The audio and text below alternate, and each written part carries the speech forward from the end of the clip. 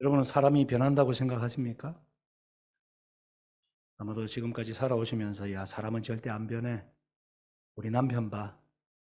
지금 10년이 넘게 살았는데, 20년이 넘게 살았는데 여전히 안 변해.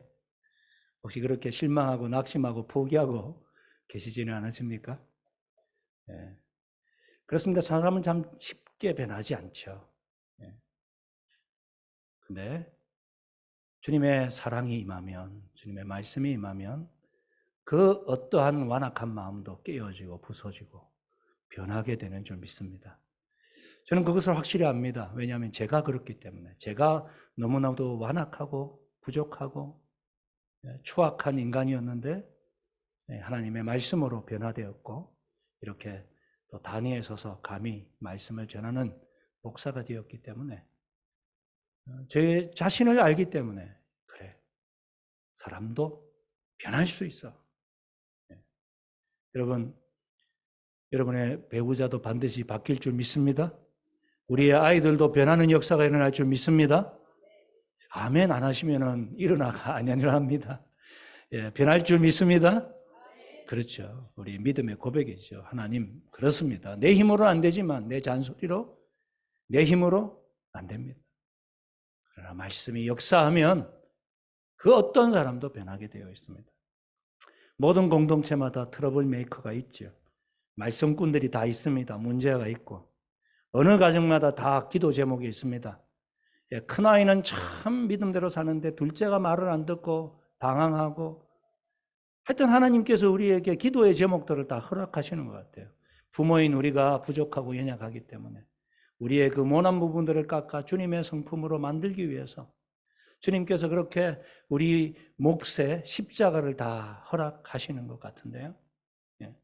여러분, 한 가정에 고등학교 다니는 아들이 있었습니다. 밤 12시가 넘어도 집에 들어오질 않습니다. 엄마는 그저 발을 동동 구르면서 이 자식이 어디에 가 있는지 친구들한테 연락을 다 해봤지만 어디 알 수 있는 데가 없었어요.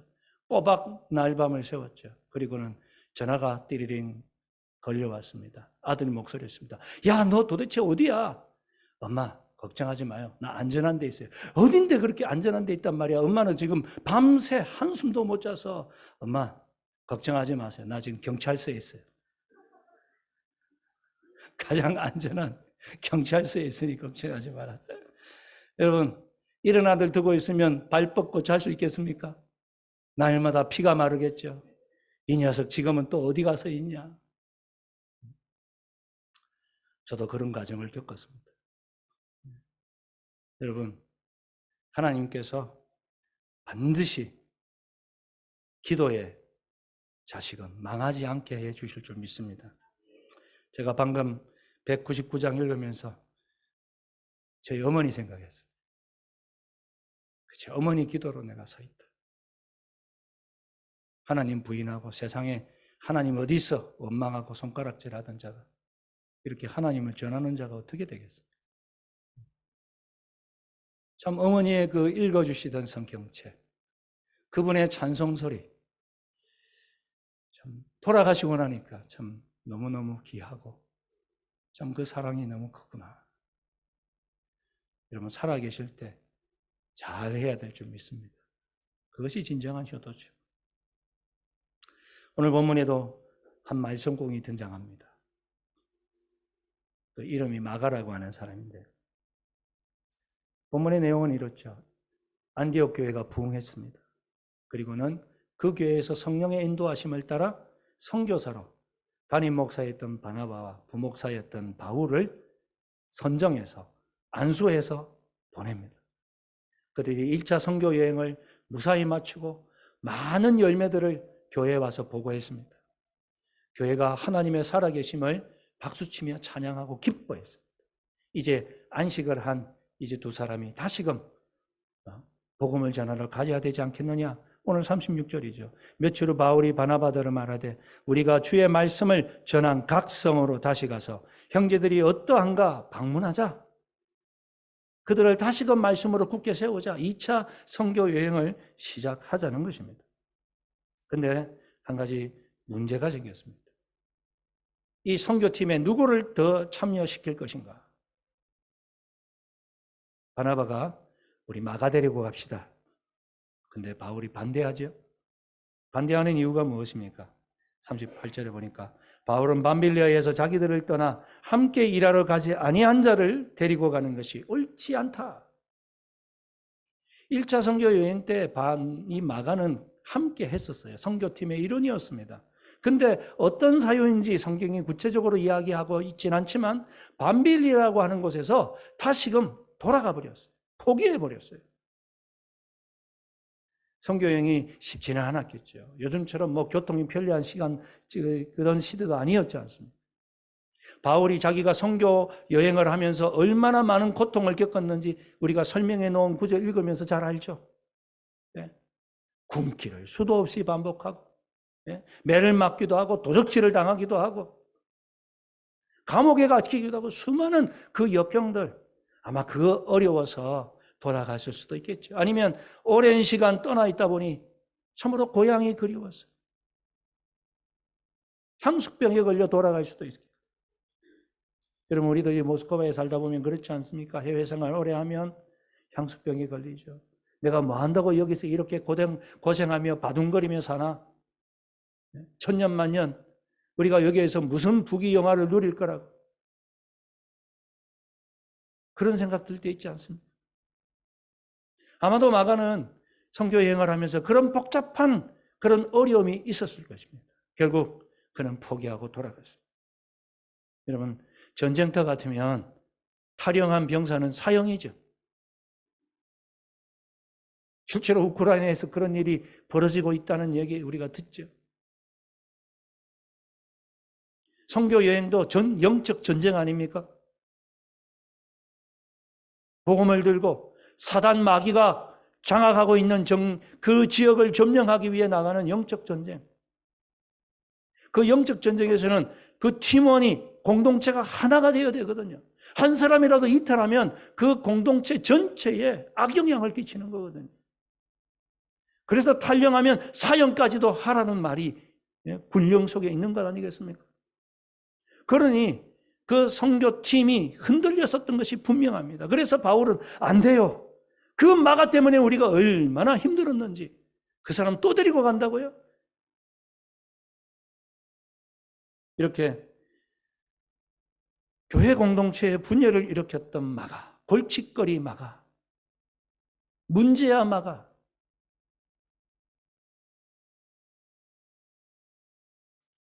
우리 가정에도 있고 또 교회에도 있을 수 있고 직장에도 있을 수 있고 항상 그런 분들이 계시죠. 그러나 여러분, 이 마가가 놀랍게 변하는 것을 성경은 우리에게 가르쳐주고 있습니다. 야, 그 골칫덩이가 어떻게 그렇게 바뀔 수가 있지? 디모데후서 4장 11절 말씀을 보면 이렇게 바울이 기록하고 있습니다. 디모데후서는 바울이 순교하기 직전에 쓴 마지막 서신서죠. 그의 죽음을 내다보면서 얼마나 많은 사람들이 보고 싶었겠습니까? 근데 이렇게 이야기합니다. 누가만 나와 함께 있느니라. 누가는 바울의 주치 의사였죠. 그의 선교팀에 항상 동행했던 멤버였고 누가복음 사도행전의 저자이기도 한 이 누가만 나와 함께 있느니라. 네가 올 때에 디모데에게 하는 말입니다. 네가 올 때에 마가를 데려오라. 그가 나의 일에 유익하니라. 이제는 그의 사역에 없어서는 안 될 듬직한 믿음의 사람 마가를 데려와라. 내가 그를 보고 싶다. 그 골칫덩이라고 선교 여행에 같이 데리고 가면 안 된다고 말했던 그 바울이 이제는 내가 마가가 필요하다. 마가가 보고 싶다. 하나님의 일에 없어서는 안 될 사람이 되었다. 여러분, 어떻게 이런 변화가 일어날 수 있는 것입니까? 여기에서 우리는 희망을 발견합니다. 하나님이 역사하시면 그 골칫덩이 말썽꾼 그 문제야 막아도 이런 복음을 위해 하나님을 위해 없어서는 안 될 소중한 존재가 되는 줄 믿습니다. 여러분, 속썩이는 아들이 있습니까? 딸이 있습니까? 반드시 하나님께서 바꾸어 주실 줄 믿습니다. 여러분, 신앙교육은 1차적으로 부모에게 책임이 있습니다. 그죠? 하나님께서 주일학교 선생님에게 맡기지 않으셨습니다. 성경 어디에도. 하나님께서는 우리에게 맡겨주셨습니다. 우리는 하나님의 자녀인 아들, 딸을 선물로 받아서 잘 양육해야 될 청지기적 사명을 가지고 있습니다. 내 거 아닙니다. 그러므로 내 사관, 내 가치관을 주입시키려고 하면 안 되죠. 하나님의 가치관, 하나님의 사고를 우리 아이에게 가르쳐줘야 됩니다. 신앙을 가르쳐야 됩니다.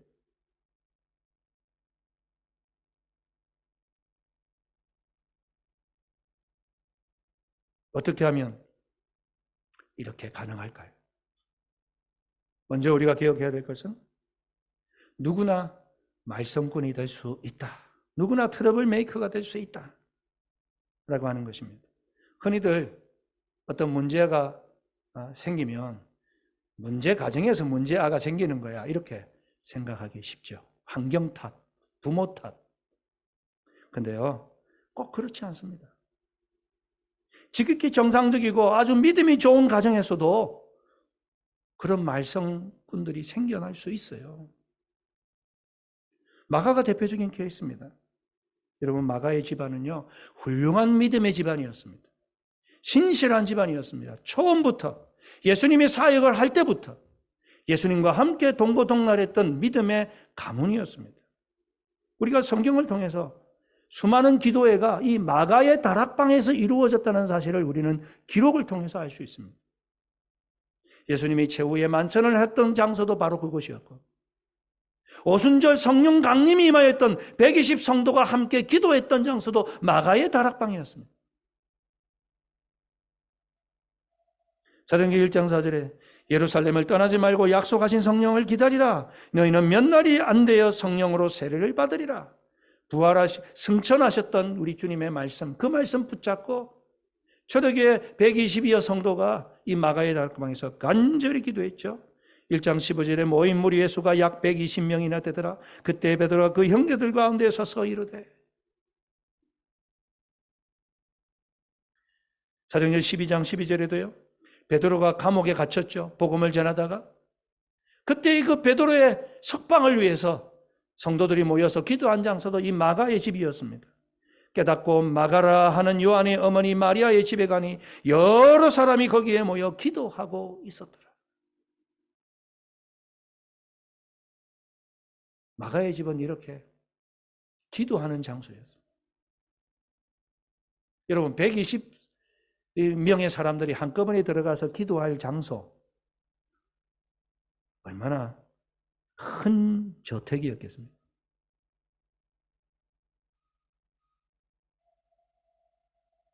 부유한 집안의 사람이었습니다. 부모님의 믿음도 훌륭하고 부유한 가정, 뭐 남부러울 것 없는 영적으로 육적으로 이만큼 좋은 환경이 어디에 있겠습니까? 근데도 마가는 온전히 주님을 만나지 못했고 복음을 위해 십자가를 지고 희생하는 마음이 없었습니다.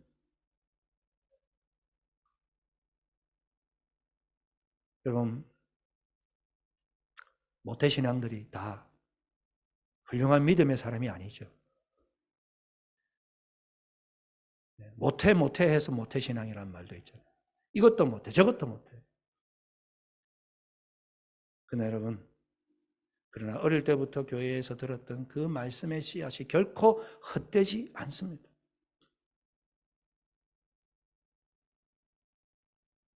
마가가 변하는 것처럼 하나님께서 우리에게 맡겨주신 아이들도 변하는 역사가 일어날 줄 믿습니다. 우리가 절대로 빗나간 아이들에게 하지 말아야 될 이야기가 있다고 합니다. 그것은 야, 엄마 아빠가 너한테 안 해준 게 뭐 있어? 도대체 뭐가 부족해서 그래? 이렇게 몰아세우는 말 하지 말라고 하는데 저도 참 많이 했습니다.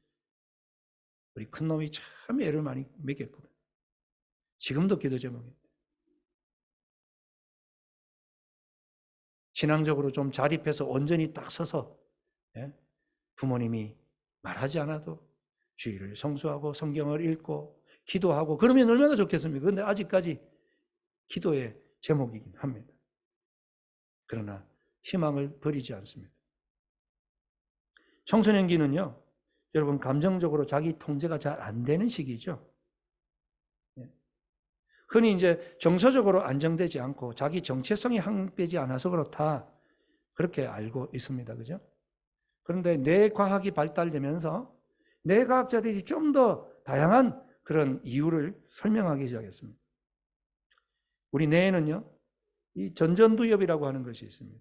우리 그림을 한번 보여주시면, 뇌의 다양한 부분들이 있는데, 우리가 머리가 있으면 이 앞부분에 이 전두엽이라고 하는 그 전두엽 중에서도 더 앞쪽이죠. 전전두엽이 이 청소년기에 완전히 발달하지 못한다는 거죠. 뇌 중에서 가장 늦게 발달하는 게 이 전전두엽인데, 이 전전두엽은요, 인간의 감정적 충동과 욕구를 조절해주는 역할을 한다는 거예요. 사춘기가 지나야만 이것이 이제 안착이 되고 제대로 역할을 하게 됩니다. 사춘기에 성장 호르몬이 많이 분비되죠. 이 테스토스테론이라고 하는 것이 성장 호르몬인데 이게 10대 때 크게 증가하는데 이것을 잘 흡수시키는 부분이 뇌의 또 편도체라고 하는 부분이라고 합니다. 한번 보여주실래요? 아까 것은 이제 뇌의 이 외부적인 것이라면 내부적인 한쪽에 저 깊숙한 곳에 이 뇌의 편도체가 있습니다. 이 편도체가 공격과 도피를 관장한다는 거죠. 전전두엽이 완전히 발달하지 않았기 때문에 그런 어떤 화가 나고 이런 것들을 잘 조절하지 못하고 또한 이 편도체가 온전히 이 편도체 속에 자기 감정을 또 잘 다스리는 것이 필요한데 이 공격적이고 도피적인 그 감정을 관장하는 이 부분에 이 테스토스테론이라고 하는 성장 호르몬이 가득 차게 되면 이게요 화약고와 같이 된다는 거예요. 조그마한 부모의 말 한마디에도 애들이 버럭 화를 내고 집을 나가버리기도 하고 이런 일들이 일어나기 때문에 야, 내가 그렇게 기도하고 말씀으로 키우는데 우리 아이가 왜 이렇지? 그게 아니라 그럴 수 있다. 그 시기에는 아이들이 성장하고 있으니까. 여기에 플러스 영적인 공격이 있다는 걸 잊지 마십시오. 우리 아이들의 이 불안정한 시기에 사단이 우리 아이들을 흔드는 것이죠. 그 불안정함을 안 좋은 곳으로, 나쁜 곳으로, 하나님의 말씀과 반대되는 쪽으로 이끌고 가려고 하기 때문에 우리가 우리 아이들을 좀 더 이해하고 윽박지르지 말고 억지로 앉혀놓고 강제로 대화하려고 하는 것이 아니라 진정하고 마음으로 내가 너를 이해하기 원한다. 다가서는 그러한 마음이 필요할 것입니다. 한 50대 집사님이 계셨습니다. 20대 아들이 있었죠. 아버지도 사회적으로 존경받는 분이고 아들도 무난하게 그렇게 해서 대학을 졸업하고 직장 생활을 막 시작한 행실도 남들이 볼 때는 반듯하죠. 그런데 이상하게 아버지와 아들이 물과 기름 사이인 거예요. 함께 있을 수가 없어. 아버지가 거실로 나오면 아들은 방으로 들어가 버리고 아버지가 방으로 들어가면 그제서야 거질을 하고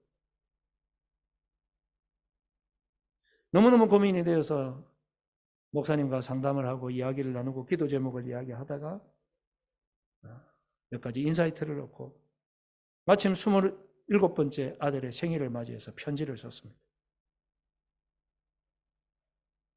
아버지 학교 또 수료를 했기 때문에 편지 써보신 경험 있으시죠? 내용이 이렇습니다. 아들아, 건강하게 27번째 생일 맞은 것을 정말 축하한다. 나는 네가 정말 자랑스럽다. 객지에서 많은 어려움과 유혹을 물리치고 당당하게 졸업을 하게 되었다니 참 자랑스럽기도 하고 고맙다. 그러나 아들아, 내가 너에게 사과할 것이 있다. 나도 처음 해보는 부모 노릇이기 때문에 실도도 많고 좋지 않은 면을 너에게 많이 보여주었구나.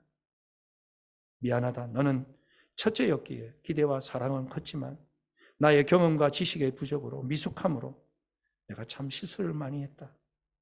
사랑하는 아들아, 이제 아빠, 엄마가 내게 잘못한 것, 상처 준 것 다 용서해 주기 바란다. 아들아, 정말 미안하다. 너는 건강한 몸과 좋은 성격을 가지고 있으니 이제 사회에서 훌륭한 그런 사회인이 될 거라 믿음치 않는다. 우리의 한 번밖에 없는 인생을 하나님 뜻 안에서 한번 멋지게 살아보자. 다시 한번 너의 생일을 축하한다.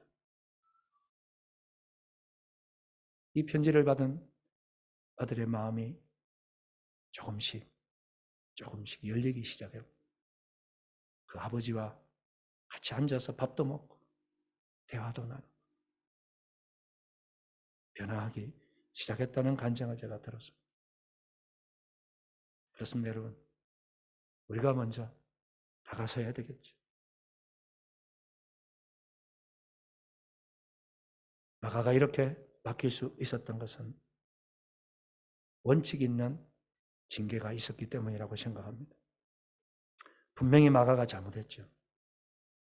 그래서 이 잘못한 것에 대해서 그저 덮어두지 않았음을 우리는 알고 있습니다. 바울은 단호하게 책망했고 선교팀에 데리고 갈 수 없다고 마가가 보는 앞에서 분명히 그 잘못이 무엇인지 지적하는 것 우리가 읽어볼 수 있습니다. 여러분, 원칙 있는 그런 징계가 필요하죠. 그래서 잠언은 23장 13절에 아이를 훈계하지 아니하려고 하지 말라. 채찍으로 그를 때릴지라도 그가 죽지 아니하리라. 요즘 시대의 어떤 그런 정서와 좀 맞지 않는 부분이라 말할 수 있겠죠. 어떻게 아들을 채찍으로 때리라고 강조하는 말씀이죠. 그만큼 아이가 잘못했을 때는 훈계해야 된다.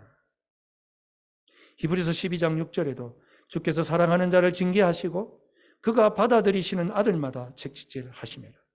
하나님께서도 우리들을 채찍질 하신답니다. 잘못된 길, 그릇된 길을 가면 채찍질 하신다. 그래서 8절에 징계는 다 받는 것이오늘 너에게 없으면 사생자요 친 아들이 아니니라. 징계하지 않으면 친아들이 아니니까 아유 뭐 네 마음대로 해. 진짜 부모라면 그렇게 하지 않는다. 잘못된 것은 잘못됐다고 이야기해야 된다는 것이죠. 오냐 하면 아이를 망친다는 얘기죠. 다중이용시설 공공장소에서 아이들이 이리 펄쩍 저리 펄쩍 막 뛰어다니고 이렇게 하면 어떻게 해야 될까요? 야 이렇게 하면 안 돼. 주의를 줘도 자꾸 그러면 조용한 곳으로 데리고 가서 더 따끔하게 타일러야 되겠죠. 근데 아이들 기죽이지 않는다고 그런 곳에서 그냥 내버려 두고 그런 부모님들이 계시더라고요. 결코 그 아이를 위한 일이 아닙니다. 원칙 있는 징계가 필요합니다. 우리 주일학교 선생님들도 마찬가지죠. 우리 아이들이 오냐 다 받아주시면 안 됩니다. 잘못된 것 예배 시간에 딴짓하고 집중하지 못하고 그럴 때는 따로 불러서 주의를 주고 사랑으로 권면하고 그렇게 해야 됩니다. 그것이 그 아이를 망치지 않는 길이죠. 여러분, 우리가 신앙의 원칙을 정해야 됩니다.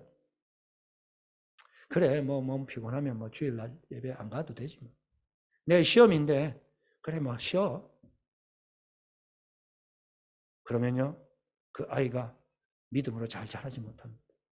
신앙의 원칙을 지켜야 됩니다. 가르쳐야 됩니다. 어떤 일이 있어도 주일 예배는 빠지면 안 된다. 하나님 중심으로 살아야 된다. 우리가 일삼운동하고 있지 않습니까? 하루에 3번 기뻐하고 3번 기도하고 3번 감사하고, 그래서 이것을 영성기도라고 하는데요. 영성일기라고 하는 것이 있습니다. 예. 예. 감사 제목 3번 적고, 오늘 기쁜 거 3번 적고, 그리고 기도 제목 3번 적고.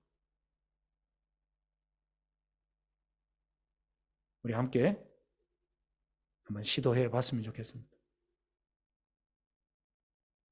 신앙의 원칙을 우리가 가르쳐야 돼요.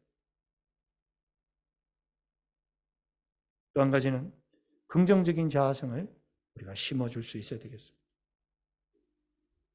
징계만 있지 않았습니다. 동시에 바나바라고 하는 사람은 이 마가를 다시금 붙잡아 주었어요. 37절 말씀에 바나바는 마가라 하는 요한도 데리고 가고자 했다. 이 바나바라고 하는 사람의 이름의 뜻은 위로자지요. 그는 늘 격려하고 위로해 주는 사람이었습니다. 사실 사울이 바울 되는 이 과정 속에 바나바의 역할이 크지 않습니까? 아무도 사울의 회심을 믿지 않았습니다. 예루살렘 교회에 들어왔지만 교제하려고 하는 사람이 없었습니다. 왜 그런지 아시죠? 사울이 얼마나 많은 그리스도인들을 감옥에 가두는 일에 앞장섰습니다. 스데반 집사가 죽는 일에 가편 투표하고 동참했던 사람, 성도들이 그 얼굴을 기억하고 있습니다. 어떻게 그 사람이 회심했다고 한꺼번에 그냥 받아들일 수가 있겠습니까? 그 중재로 나섰던 사람이 바나바죠. 격려하고 붙들어 줄 때 실패했던 마가가 다시금 일어설 수 있는 용기를 갖게 되었다는 사실을 우리가 깨달았으면 좋겠습니다. 이 고트만의 법칙이라고 하는 거 들어보셨나요? 5대 1의 법칙이라고 합니다. 가끔 이제 양육하는 그런 그 텔레비전 프로그램에 보면 나오는 이야기인데, 격려 5번, 징계 1번, 이런 이야기입니다. 행복한 부부 생활에도 적용하라, 이런 얘기 나오거든요. 부부 사이에도 내가 남편을 좀 이렇게 참 바르게 도와주고 싶을 때 잔소리 막 하지 말고, 칭찬 5번, 잔소리 1번. 그 말이죠. 5대 1의 법칙. 여러분 어떠십니까? 잔소리 5번 하고 칭찬은 제로가 아니십니까? 5대 0 이렇게 되면 안 됩니다. 0대 5 되면 안 됩니다.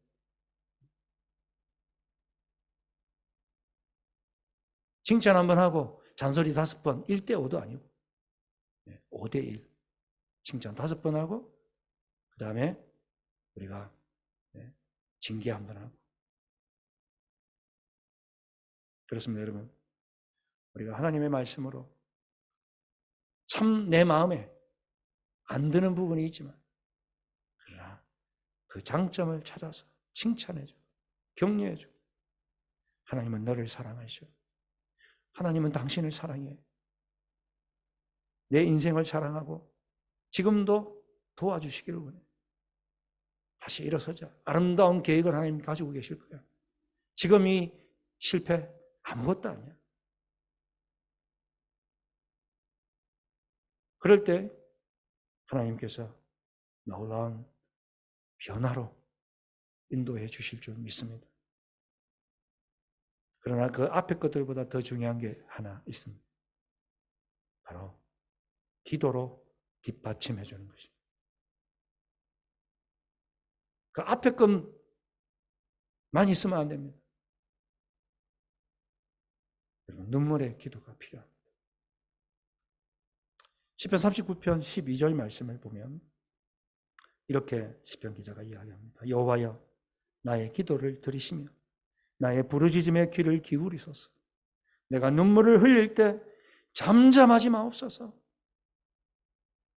눈물로 하나님 앞에 기도하며 호소하고 있습니다. 이 기도 하나님 안 들어주실까요? 들어주십니다. 이사야 38장 5절 이하에도 보면 이 시기야가 눈물을 흘리며 기도했습니다. 그래서 이사야 선지자를 통해서 그 기도에 응답해 주시는데요. 이렇게 하나님 이야기합니다. 너는 가서 히스기야에게 이르기를 내 조상 다윗의 하나님 여호와께서 이와 같이 말씀하시기를 내가 내 기도를 들었고 내 눈물을 보았노라. 내가 내 기도를 들었고 내 눈물을 보았노라. 내가 내 수 안에 15년을 더하여 살게 해주리라. 내 기도를 들었고 내 눈물을 보았다. 하나님께서 반드시 그 눈물의 기도를 들으시고 우리 아이들을 온전히 세워주실 줄 믿습니다. 눈물의 어머니 하면은 어거스틴의 어머니 모니카라고 하는 사람이 다 떠오르죠. 어거스틴은 어릴 때부터 어머니에 의해서 믿음으로 양육되었습니다. 그런데 17세부터 방탕한 생활을 하기 시작합니다. 성적으로도 아주 문란했고요. 종교적으로도 기독교를 떠나서 만이교라고 하는 곳에 10년 동안 심취해서 그곳에서 돌을 닦고 그리고 또 결혼을 하지도 않았음에도 불구하고 아이를 낳고 어머니가 볼 때는 온갖 걱정거리죠.